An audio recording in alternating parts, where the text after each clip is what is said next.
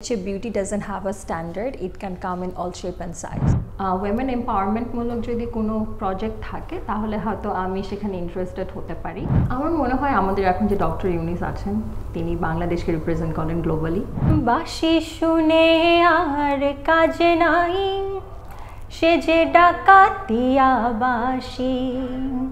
মানুষ আসলে সুন্দরী প্রতিযোগিতা বা প্যাজেন্ট উইনার হওয়ার পরে বেসিক একটা কোয়েশ্চেন থাকে যে কোনো শোবিজের ইন্ডাস্ট্রিতে আসবেন কিনা বা রাজনীতিতে আসবেন কিনা। আমার আসলে প্রাইমারি ফোকাস হচ্ছে আমার যে প্রজেক্টগুলো আমি রান করি সেটা নিয়ে কাজ করা, কিন্তু মিডিয়া অনেক শক্তিশালী একটা প্ল্যাটফর্ম, আসলে সেটা আমি ইউজ করতে চাই আমার কাজের জন্য। কিন্তু যদি বলে থাকেন যে অভিনয় করতে চাই কিনা, আমি বলবো যে উইমেন এম্পাওয়ারমেন্টমূলক যদি কোনো প্রজেক্ট থাকে তাহলে হয়তো আমি সেখানে ইন্টারেস্টেড হতে পারি, কারণ সেখানে হয়তো মেন দরকার হবে না, উইমেনই যথেষ্ট। তো সেই কারণে হয়তো ওটাতে আমার ইন্টারেস্ট থাকবে, কিন্তু আমি আসলে আমার সোশ্যাল ওয়ার্কের উপরেই বেশি ফোকাস করি এবং সেটাই করতে চাই। আর রাজনীতির কথা যদি বলি সেই প্রশ্নটা হয় পরের জন্য রেখে দিলাম, এখন হয়তো সেটার আনসারটা নাই। বুঝতে পেরেছি। প্রিয় অভিনেতা বাংলাদেশের? হুমায়ুন ফরিদি স্যার ছিলেন। প্রিয় গায়ক? এখন আসলে যার নামটা মনে পড়ছে তার নামটাই বলি, হাবিব ওয়াহিদের গান ভালো লাগে। প্রিয় ব্যক্তিত্ব বাংলাদেশের? হুমায়ুন স্যারকে ভালো লাগতো আসলে। সবচেয়ে আন্তর্জাতিকভাবে বাংলাদেশকে বিশ্ব দরবারে রিপ্রেজেন্ট করে এরকম বাংলাদেশের এই মুহূর্তে কাকে মনে হয়? আমার মনে হয় আমাদের এখন যে ডক্টর ইউনিস আছেন তিনি বাংলাদেশকে রিপ্রেজেন্ট করেন গ্লোবালি। সো আমার মনে হয় তিনি একজন বিশেষ ব্যক্তিত্ব এবং বাংলাদেশেও তিনি ভালো কাজ করছেন। সো আমার মনে হয় তার নামটাই বলাটাই এখন। লাস্ট যে প্যাজেন্টটা আপনি উইন হয়ে আসলেন, মিস গ্লোবাল ওয়ার্ল্ড ইউনিভার্স 2025, সেটা সম্পর্কে একটু বান্ডেল থাকলে প্রতি সেনমানিতে টাকা বাঁচবে। বিকাশ সেনমানি বান্ডেল কিনে জিতুন প্রতি লেনদেনে। যেই কম্পিটিশনটা হলো সেটা হচ্ছে ওয়ার্ল্ড ইউনিভার্সাল। সো এটা সিজন 5 এবার ছিল। সো আমি যে টাইটেলটা উইন করি সেটার নাম হচ্ছে miss global world universal. So সব মিলিয়ে ভালো লাগছে, একটা ইন্টারন্যাশনাল টাইটেল আমি পেলাম, বড় একটা দায়িত্ব আমার কাছে আসলো। সো দেখা যাক এই প্যাজেন্টটা আমি কীভাবে এই প্ল্যাটফর্মটা এবার আমি ইউজ করবো। এই যে প্ল্যাটফর্মটা আপনি যেটাতে বাংলাদেশের মুখ উজ্জ্বল করলেন বিজয়ী হয়ে, এই প্ল্যাটফর্ম সম্পর্কে আমি একটু জানতে চাই যে তাদের কাজের পরিধি বা তাদের কাজের ধারাগুলো সম্পর্কে একটু শুনতে চাই।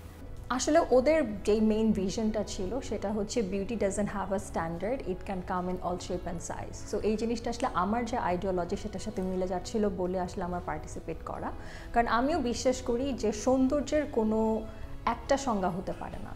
সৌন্দর্য বাহ্যিক একটা সৌন্দর্য মানুষের থাকবে, কিন্তু কাজের মাধ্যমে মানুষ আরও বেশি সৌন্দর্যটা প্রকাশ পাবে মানুষের। মিস গ্লোবাল ওয়ার্ল্ড ইউনিভার্সের যে মূল মটো বা থিম, সেখান থেকে যে আপনি যে কথাটি বলছিলেন যে নারীর বাহ্যিক সৌন্দর্যটাই আসলে মূল কোনো বিষয় না, নারীর দক্ষতা, নারীর ব্যক্তিত্ব এবং সব কিছু মিলিয়ে আসলে একজন নারী।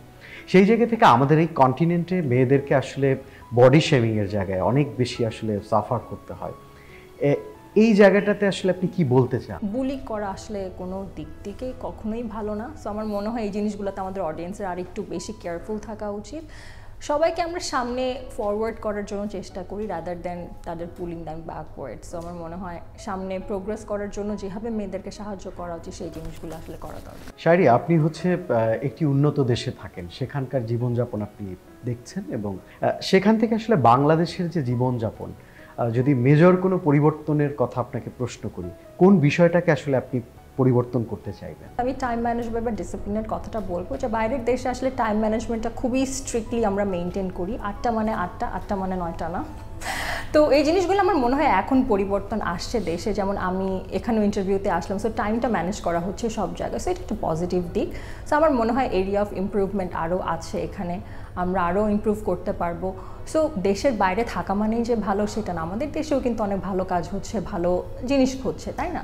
তো আমার মনে হয় যে পজিটিভিটির সাথে থাকে, ভালো জিনিসগুলো শিখি, খারাপ জিনিসগুলো বর্জন করি, এভাবে আসলে জীবনটা অনেক সুন্দর করে গোছানো যায়। বাংলাদেশের কোন প্রিয় খাবার বা প্রিয় জায়গা কানাডাতে থাকলে মিস করেন? আমার বাসা।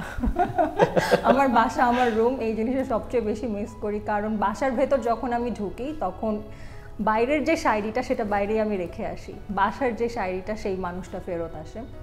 আমি খুব ভালোবাসি আমার পরিবারের সাথে টাইম স্পেন্ড করতে, একদম ঘরোয়াভাবে থাকতে।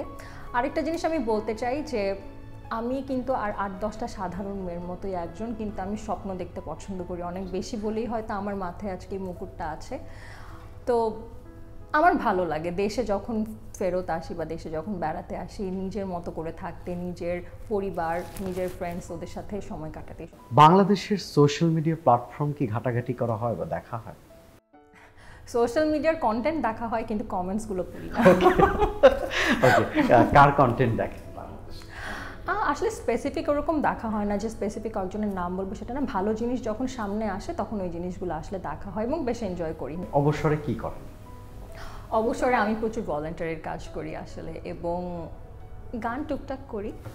ভলান্টিয়ারের অবসরে আবার কি করেন? রিপিট প্রশ্ন। আমি আসলে আমার ওখানকার একটা ছোট্ট বাংলাদেশি কমিউনিটি আছে, সো আমরা বিভিন্ন ইভেন্ট অর্গানাইজ করি। সো দেখা যায় যে ঘুরে ফিরে আমি ভলান্টিয়ারের কাজেই আবার ফেরত আসবো, যে ওই জিনিসগুলোই করা হয় অনেক বেশি, আর নিজের জন্য সময়টা একটু রাখি ওখানে। একটু গান শুনতে চাই, যেহেতু গানের কথা বললেন, যে কোনো প্রিয় গানের একটা লাইন। চেষ্টা করছি। আমার হাতে খড়ি আমার শ্রদ্ধা নারায়ণচন্দ্র শীল, তার কাছ থেকে নেওয়া। বাঁশি শুনে আর কাজে নাই, সে যে ডাকাতিয়া বাঁশি, সে যে দিন দুপুরে চুরি করে, রাত্রিরে তো কথা নাই, ডাকাতিয়া বাঁশি।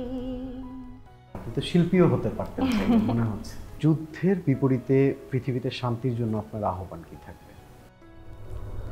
যুদ্ধ আসলে কখনো শান্তি নিয়ে আসতে পারে না, যুদ্ধ সবসময় ধ্বংসাত্মক। তো আমরা সবাই শান্তির পথে যাই, যেটা আমি বললাম যে ভালোবাসা ছড়িয়ে দেই সবার মধ্যে, যুদ্ধ নিপাত যাক, ভালোবাসা জয় করুক এবং সবাই ভালো থাকে। এটাই আসলে জীবন কত দিনের, তাই না? যুদ্ধ বিদ্রোহ করে তো আসলে ভালো থাকা যায় না। সো সবাইকে এটাই বলবো যে পজিটিভিটির সাথে থাকি, নেগেটিভ জিনিসগুলোকে বর্জন করি, নিজেও ভালো থাকে, আরেকজনকে ভালো থাকতেও সাহায্য করি। দর্শক, আমাদের সাথে আলোচনায় ছিলেন শায়রি, আমরা তার কথা শুনলাম। পরবর্তী পর্বে দেখা হবে নতুন কোনো অতিথির সাথে, নতুন কোনো গল্পে। আমাদের সাথেই থাকবেন।